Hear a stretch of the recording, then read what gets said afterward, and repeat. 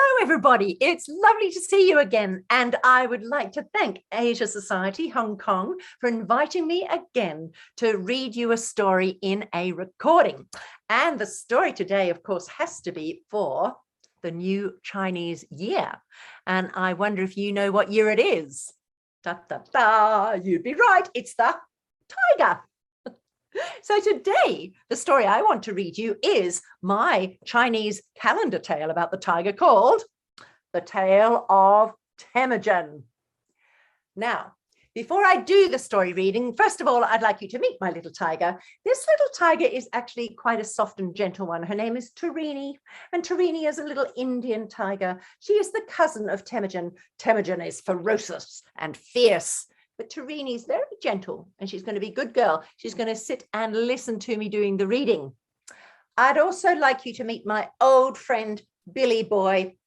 Billy Boy, my dragon, he is with me for every single reading I ever do. And he is the cousin of Chester Choi. I don't know if you know my story, The Tale of Chester Choi, but he's the cousin and he comes from that tiny Scandinavian country called IKEA. So he's saying, hello, everybody. I eat tigers. No, don't eat tigers. Don't eat Tarini. Ah! She's okay. So these little toys are going to sit here and I'm going to put Billy Boy here, as long as he's a good boy and he behaves himself and doesn't try to eat Tarini. So here he is. He's going to listen to the story. And then my dear little Tarini, she needs to sit up high. So I'm going to put her behind me up here on the shelf to listen to the story. There she is. Can you see her up there? There's little Tarini. There you are. She's behind, just sitting there with that beautiful Chinese picture. So, what do I need to tell you? First of all, Kung Hai Fat Choi for Chinese New Year. I hope you're all having a wonderful year so far. I love tigers. Tigers are so beautiful and powerful. And oh, they're the most fiery and fantastic wild animals. And we have to protect them, don't we? Because they're getting very, very rare. They're quite endangered in the wild. So we'll start the story Tale of Temujin. And I just want to tell you before I actually start what inspired me to write the story. And that was that I had read all about this most amazing warrior or fighter. He was, in fact, probably the greatest warrior this world has ever known. And his name was Genghis Khan or Chinggis Khan. And when Chinggis Khan was born in Mongolia, he wasn't very important. He was just a little boy.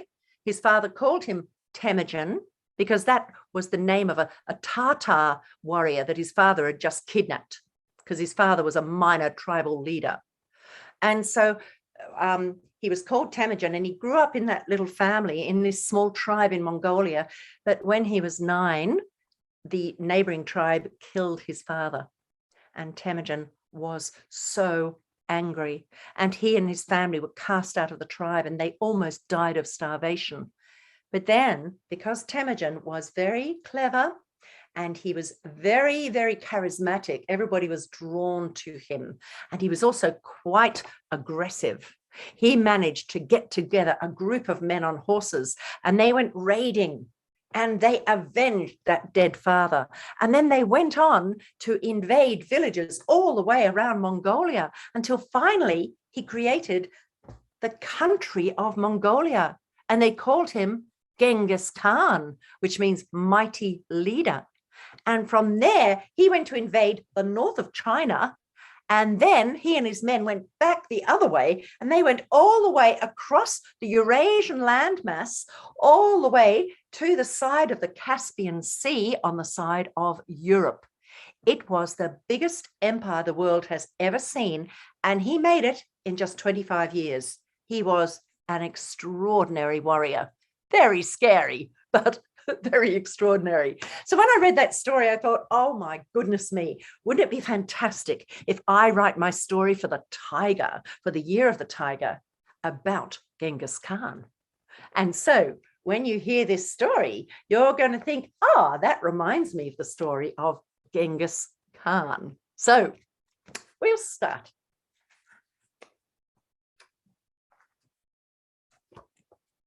So if we can see the first page, Once, far away and farther, on the vast Mongolian plains, where the pastures sway like oceans in the gentle wind and rains, there was once a happy family with a mother and a dad and a bunch of noisy children who were never cross or bad. And they lived a life of plenty on the rich and fertile soil, with abundant game for hunting and the scantest need for toil. They hardly had to work at all. They were plump and plush and pretty. They had sleek and shining fur. And their favourite occupation was to lick their paws and purr, brrr, like that. Oh, and did I mention they were tigers? Let's look at the picture. So here we have the picture, and you can see the tiger family at the top. And that little cub at the back, I think, is Temujin. And then you can see all of the game they were hunting. We can see a gazelle. Just here on this side, we can see a bunny rabbit. We can see a hamster. We can see a Siberian crane, that bird with the pink top knot. And then we can see a yak. And they're called yaks because they go yak, yak, yak all the time. Ha ha. That's only a joke. And then we see the ugly sheep. And it's not because it's ugly. It's just because that's its name, the ugly sheep. And then can you see there's a little silkworm and there's a bird. And the silkworm I call Confucius because he's very wise. And then that little bird I call Harriet, the hawfinch. That little bird there. And Harriet and Confucius are on every page in the story. So keep an eye out in the rest of the illustrations. So we have our happy family tiger and everything's going beautifully, but then something terrible happened. Now, tigers are unusual in Mongolia, it's true. And I doubt you'll even find one at the Ulaanbaatar Zoo. Now, the Ulaanbaatar Zoo is the zoo in the capital city, Ulaanbaatar, capital of Mongolia. For a dreadful thing once happened on that vast and fertile plain, which discouraged any tiger from residing there again. Some humans came a-hunting with their horses and their hounds and their wicked bows and arrows and their sharp and shouting sounds. And they came upon the tigers in the midst of carefree play, and they shot and killed the father. Then they carried him away. And in the months that followed, as the mother grieved and cried, and the cubs went cold and hungry, and the family nearly died, one cub alone got angry. One cub alone got mad. One cub alone vowed vengeance for the murder of his dad. And that cub's name was Temujin. So here you are with the picture. You can see the poor dad, those horrible hunters, and they're carrying away the dead dad on the back of the horse. And Harriet the hawfinch and Confucius are going, this is terrible. They're squawking away. And so Temujin decides he's going to kill them all. Now I'm going to turn the page. So here's little cub Temujin, and this is what he's dreaming. Temujin, oh Temujin, he'd hear them in his dreams. Temujin, oh Temujin, he'd hear their frightened screams. Temujin, oh Temujin, he's coming, lock the door. But most of all, lock up your ears. Don't listen to his roar. Now, if you're listening to this story, I want you to go 1, 2, 3, roar, and make it the biggest tiger roar you can. Are you ready? 1, 2, 3. Rah! And that's a very good roar. But then he'd roar and all the doors would buckle to the ground and hordes of tiny human beings would scatter all around. But one by one, he'd track them down and gobble them for tea, together with a little cat or dog if it were free. Oh dear. And so the future came to pass just as the tiger planned, for he became the fiercest beast to tread that foreign land. And when he'd munched the Mongols up, he turned towards the east, and headed into China to continue with his feast. And as each town was plundered and each village met its fate, he earned the name of Genghis Khan, the Terrible and Great, which is a name you've heard before. So here, if you look at the picture, there he is.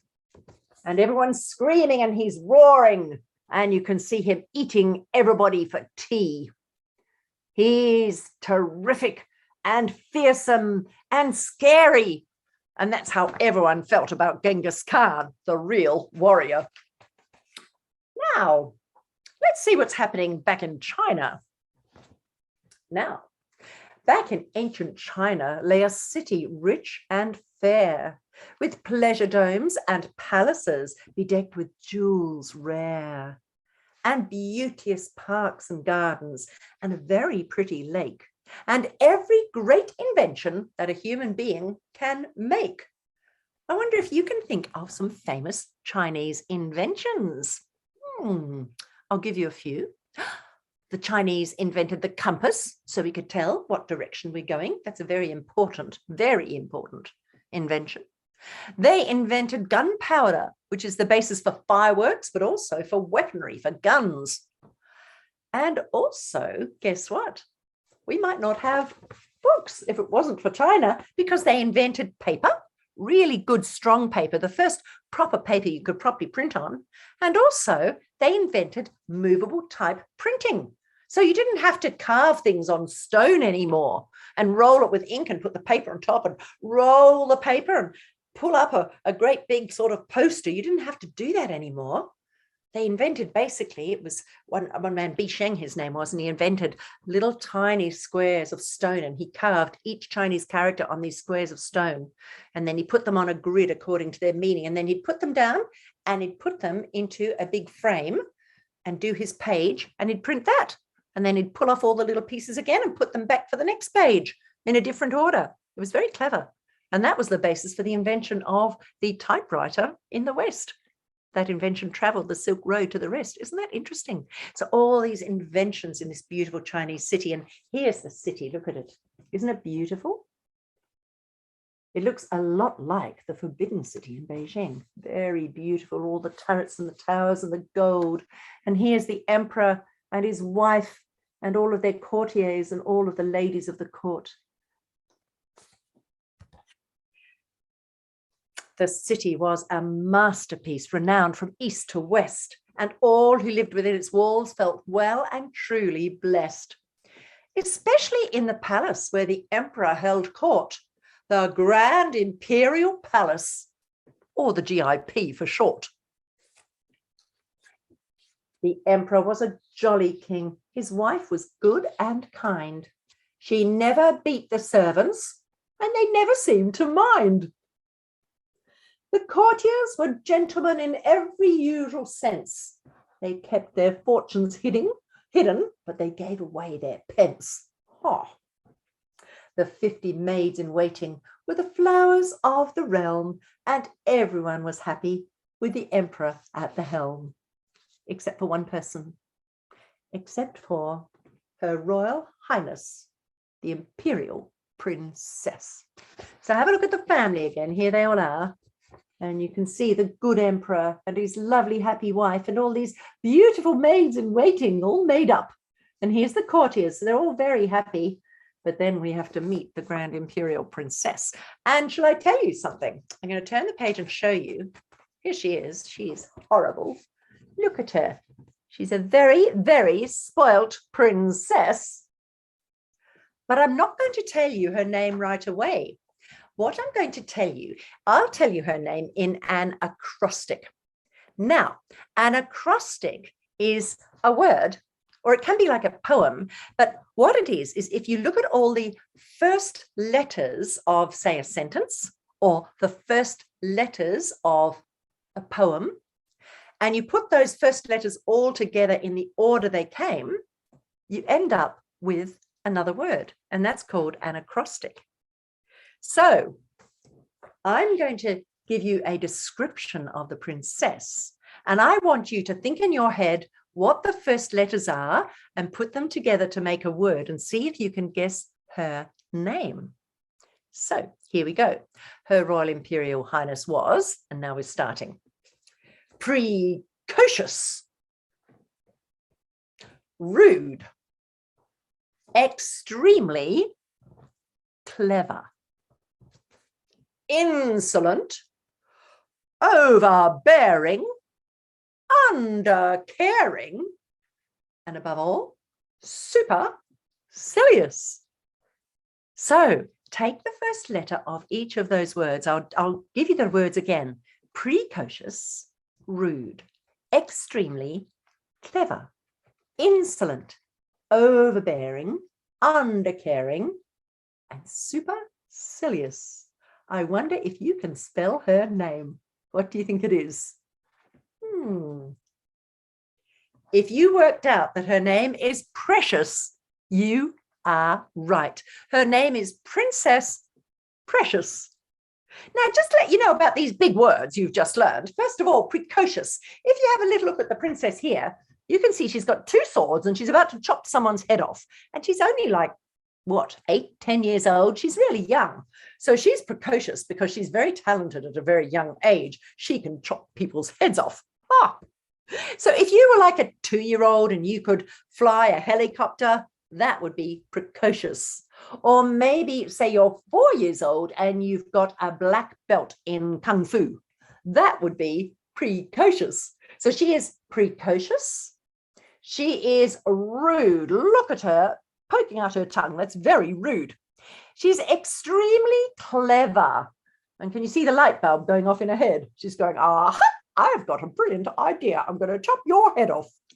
And then you can see she's insolent. Now, someone who is insolent is someone who is very, very disrespectful. And she is so disrespectful of other people.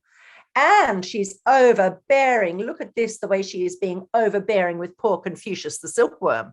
If you're overbearing, you're overpowering, and you look down at people and you talk to them in a nasty way. She's overbearing.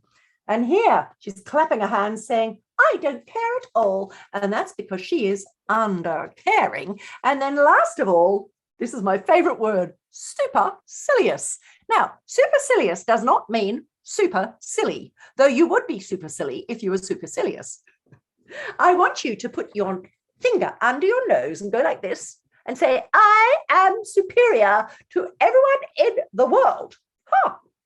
That would make you supercilious. If you're supercilious, you think you're better than everybody else. And doesn't that make you super silly?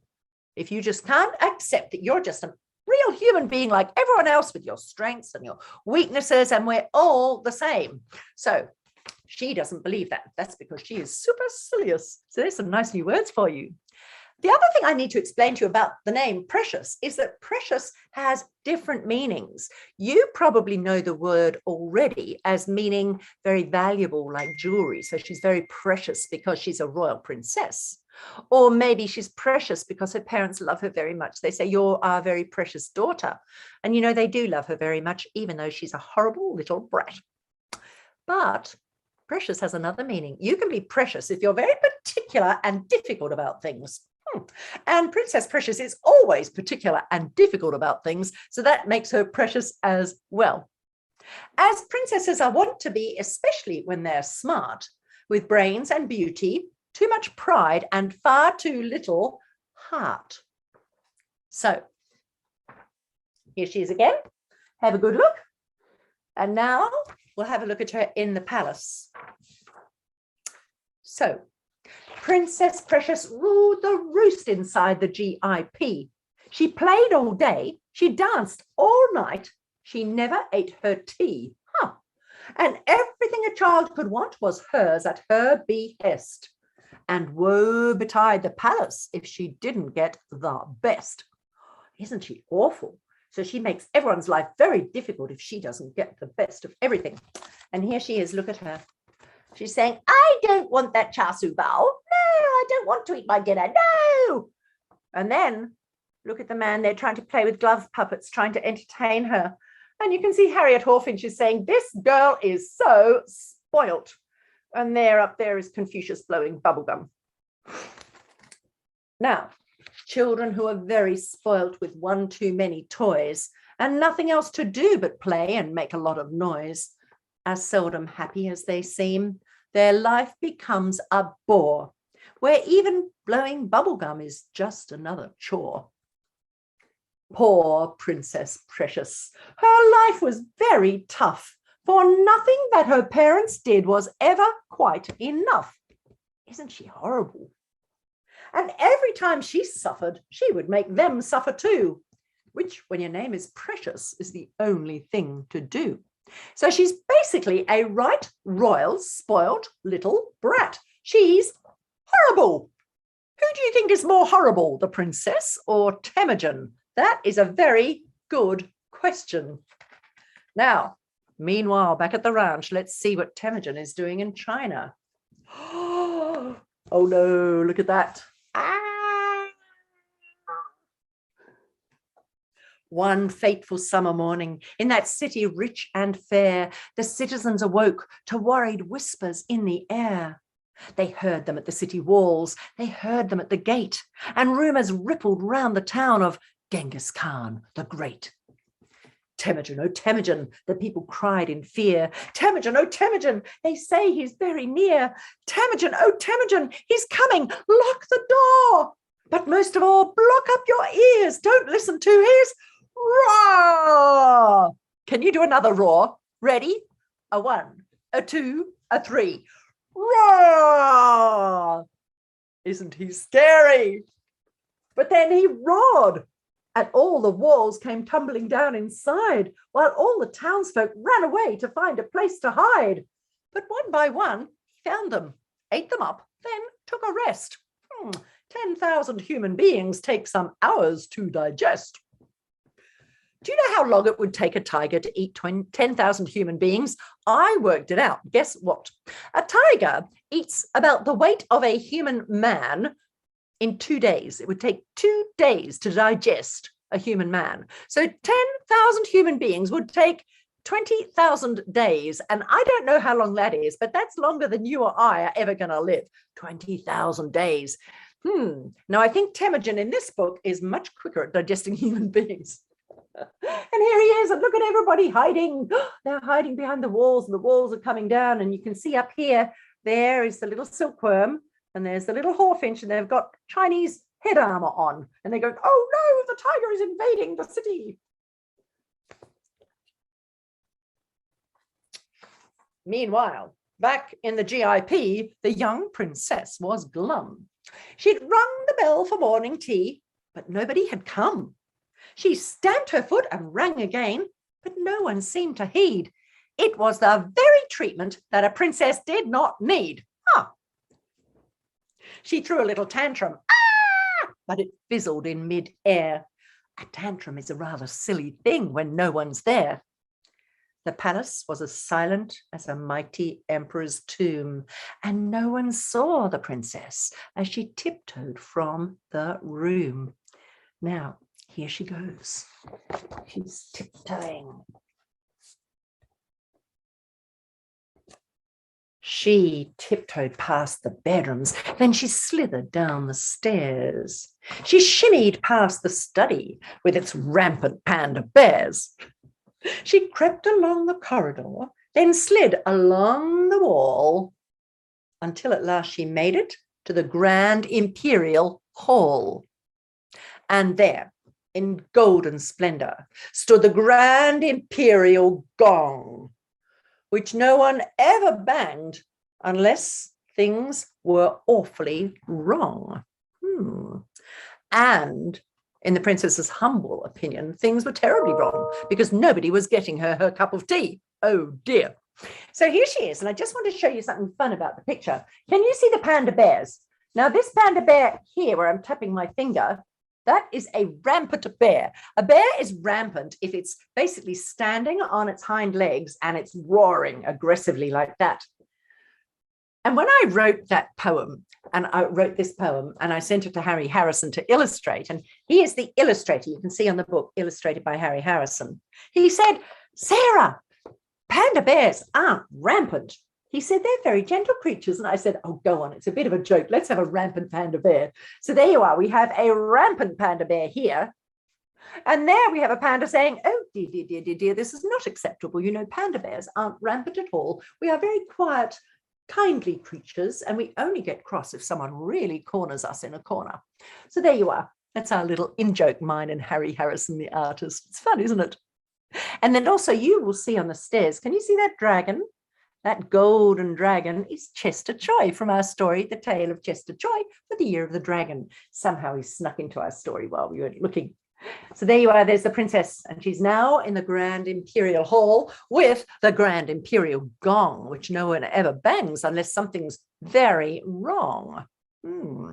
So I want you to put your hands together like this, and when I turn the page and show you the picture, I want you to go bong, like this, as if you're banging on your own imperial gong. We'll have a practice. Ready? 1, 2, 3, hands together, and we go bong, like that. And here's the picture. Are you ready? Whoa, there she goes. She's banging on the gong, and you can see that Confucius, the silkworm at the top, his hat is flying off, and poor little Harriet the hawfinch is skidding along the floor. And the princess is banging so hard, her feet have left the floor. So, bong! The princess whacked it with her most imperial might. It echoed through the palace to the left and to the right, then up into the rafters and down through every drain, and on it echoed as the princess bonged again. Now, Temujin was sleeping by the famous GIP as Princess Precious fretted for her missing morning tea. But when the gong resounded in his hot and heavy head, he thought it might be sensible to get up out of bed. He stretched and yawned and grumbled as the gong rang out again. That ringing sound was starting to become a royal pain. And so he quietly padded through the broken palace wall and followed the commotion to the Grand Imperial Hall, which, as we all know, is where the princess was banging away in a very bad mood. Uh-oh. So now Temujin the tiger and the princess are in the same room. I wonder if you can guess what's going to happen next.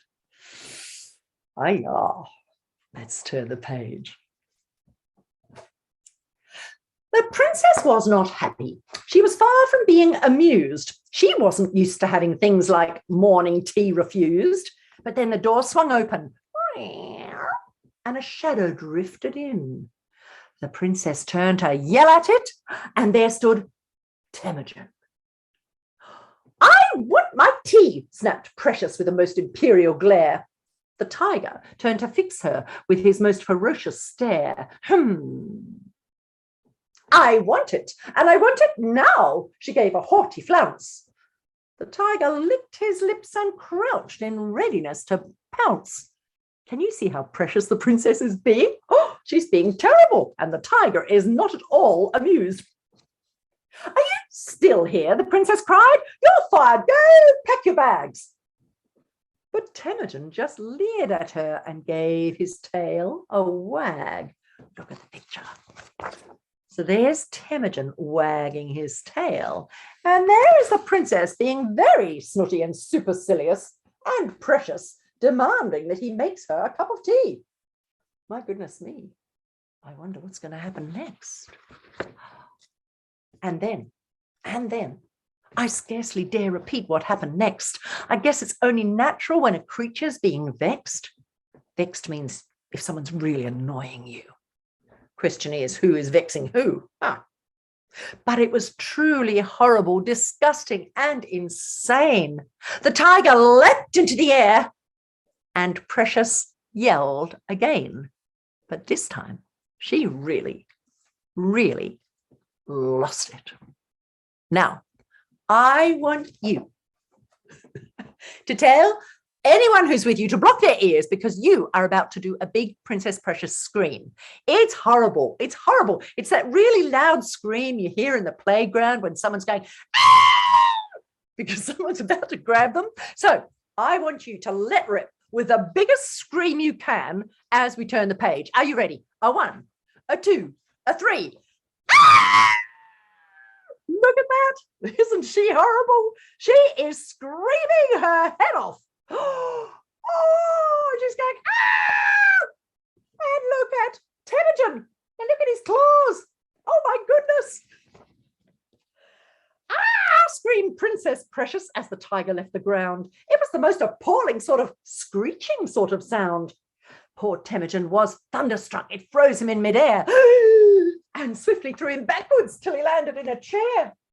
His eyes were glazed with terror and his jaws were wide and slack. His every hair was standing on his arched and rigid back. Look at him. Oh, he is so scared. He's terrified. But as his senses rallied and his wits returned once more, the tiger turned on Precious with his most spectacular roar. Now, do you want to give me a very big roar right now? And then I'll show you the tiger's roar. Are you ready? We'll do a roar now. 1, 2, 3. Roar! Was your roar as good as mine? Let's do it again. Ready? 1, 2, 3. Roar! So the tiger's roaring terribly, but is he? Shall I tell you what happened? Do you want to see? Uh-oh. Meow. Meow. Meow. Poor Temujin was horrified. He'd lost his famous roar. He'd lost the very thing that he was most respected for. He looked at Princess Precious. Princess Precious looked at him. They both looked at each other. Then they both began to grin. And then they burst out giggling till the tears ran down like rain. And Precious called out, "Kitty!" And the tiger roared. Well, no, roared. Sorry. The tiger meowed again. He went, meow. So look at the picture. There's the tiger going, meow, meow, meow. And there's Harriet Hawfinch and the Confucius silkworm laughing their heads off. And look at the princess. She is losing it.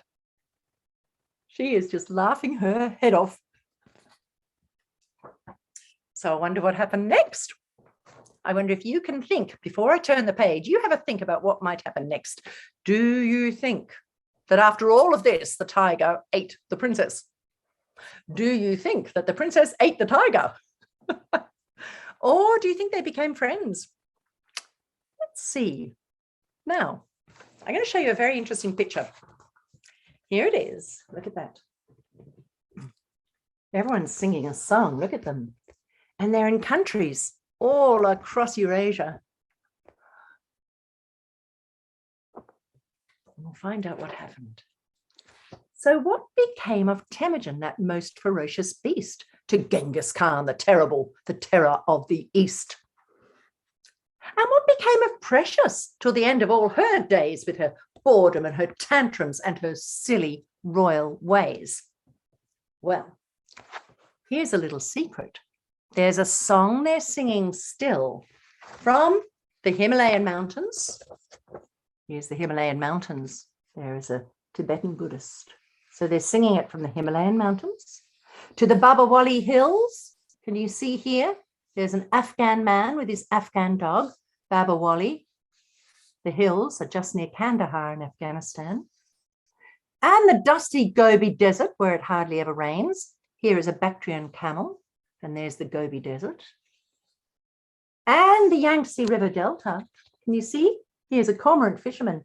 Here's a fisherman fishing with his cormorant on the Yangtze River. And of course, the vast Mongolian plains. And there's a yak. These are just some of the places that Genghis Khan went. But they're all singing this song. And this is how the song goes. Temujin, oh Temujin, you'll hear the old folks sing. Temujin, oh mighty tiger king. Temujin, oh Temujin, put out a bowl of cream. A bowl of cream? But most of all, block up your ears. Don't listen to that. Scream. Ah! And this is what happened. Look at this. A 1, a 2, a 3. Oh no. There they go. So obviously the princess has left her boring life in the palace and she's jumped on the tiger's back and off they go to terrorize the great mighty countries of Eurasia. And there they go. So she's on Genghis Khan's back. She's on Temujin's back. And she is the scary one because she's screaming. And the tiger's just saying, I'm a mere pussycat, but I'm going to take Princess Precious for a ride. And off they go. And you can see that the silkworm and Harriet the Hawfinch are going along with them. So that's the end of the story. I hope you enjoyed it. There's one more picture to look at, actually. Well, you can see here, this man here, I'll show you up close. This is Harry Harrison. And Harry Harrison, he is the cartoonist for the South China Morning Post. And he also illustrates my books. Did you love his pictures? Weren't they wonderful? I think we should all go, thank you, Harry. We'll go, thank you, Harry. And that's the end of my story today. All about Genghis Khan the Terrible and that terrible spoiled princess. If you enjoyed that story, you can buy it on the Asia Society on their store, online, on their online store at Asia Society. And you can also buy any of my other Chinese calendar tales here. And we have a different calendar tale for every single year of the Chinese zodiac. Here they all are. And we've even got a book about how the Chinese zodiac animals got in the Chinese zodiac, which is this book here. The Tale of Pinyin Panda, which is a sticker book. So you can get them all online at the Asia Society online store. And with that, I would like to wish you all a very, very happy new year. And I hope that this year of the tiger is your best year yet. Bye-bye.